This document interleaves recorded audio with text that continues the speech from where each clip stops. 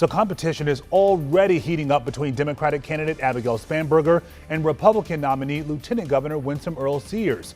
Tonight, the president is getting involved, hinting at a possible endorsement of the Republican nominee in this race that we know the nation will be watching. Yeah, I would. I would. I think probably she's got a tough race. She shouldn't have. But because the candidate she's running against is not very good. But I think she's got a tough race. But I would, yeah.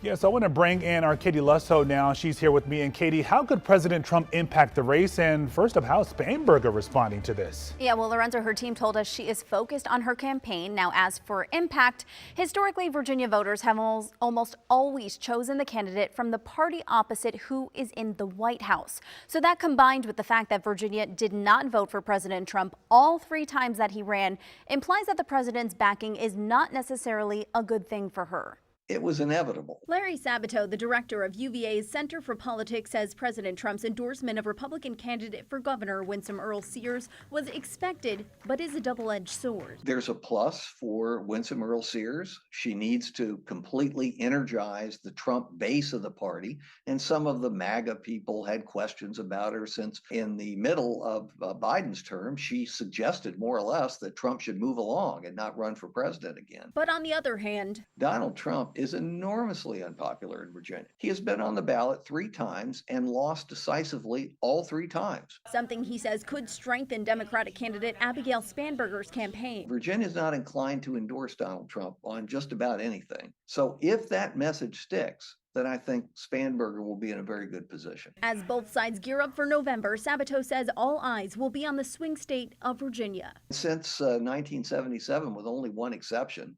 the state has voted for the candidate of the party not in the White House. And that's even included times when Virginia has gone for the candidate in the White House or the president in the White House.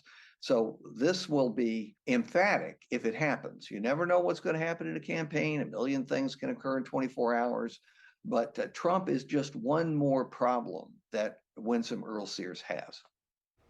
Now, regardless of who wins, this will still be a historic election because both candidates are women, meaning whoever wins in November will become the first female governor that Virginia has ever elected. Lorenzo? Yeah, 3 months remaining. By politics standards, this is still early. All right, Katie, thank you. Anything can change.